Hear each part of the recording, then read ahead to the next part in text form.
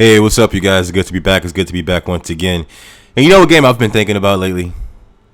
I've been thinking about the old Sonic Advance games, man. Where are these games? Huh? Where have they been? I think the last Sonic Advance game, Sonic Advance 3, came out in '04, I believe. Why is it that it takes 2 decades for them to re-release these games on modern-day consoles? Now, I did a little bit of research to see exactly why Sega hasn't ported these games over to PlayStation or the Switch or even Xbox. And it seems like there's some like publishing rights going on. So there's no Sonic Advance collection on Western platforms, primarily due to complex legacy publishing rights, likely with the defunct company THQ and potential legal issues with the developer Dimps. Although Sega of Japan definitely shows some interest in re-releasing these 3 games. So the key reasons for the lack of the collection is just publishing rights at the end of the day. The Sonic Advance games were published in the West by THQ, but it complicates it for some odd reason with Dimps and THQ. I don't know. But at the end of the day, I really feel like they should at least bring it over to the Switch if they're worried about like Nintendo's sort of like the whole Advance thing. But that wouldn't tie in, or that wouldn't really make sense, because you have the Castlevania games and they're re-releasing their Advance collections and even their DS collections, and then you have the Mega Man collections with Mega Man Zero and the Battle Network series starting from Game Boy Advance to DS.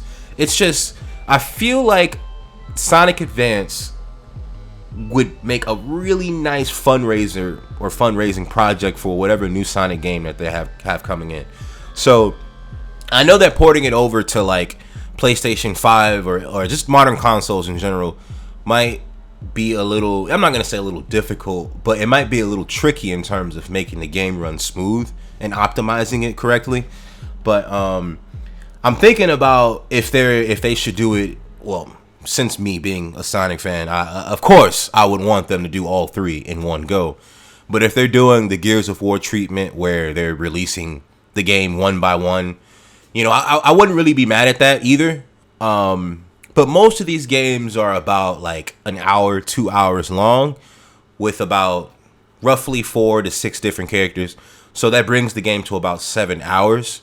So, I mean, if we're talking about price points, right? If they want to make the game like $60, $50 or whatever, anything above like $25, they're gonna have to include more than just one Sonic Advance game, because we've all played the Sonic Advance games back in the day. We've even played the original, not even gonna say original, but the Flash Sonic game, which was like a ripoff of Sonic Advance 2, which we later didn't know until we played the damn game.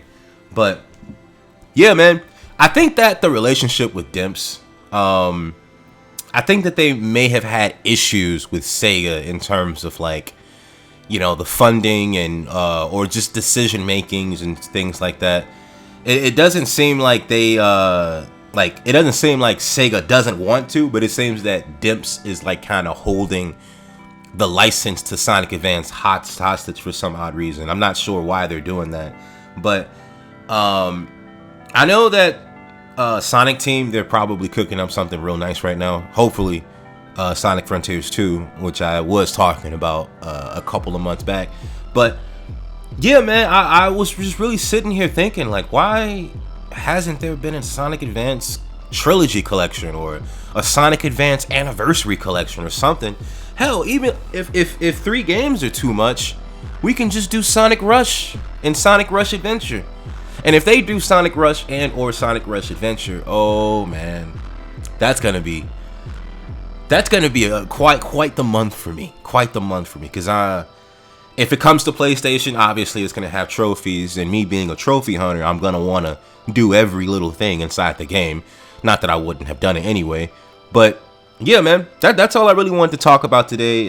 If you guys were also like curious as to why Sonic Advance didn't even come to the Switch or PlayStation, this could really be why. It's just publishing rights issues, stuff like that. But yep, Make sure you guys post down in the comment section below what your thoughts are. If you guys came across some new information in terms of why Sonic Advance didn't come to modern consoles, please let me know, because I would like to be comforted with information that is positive, at least.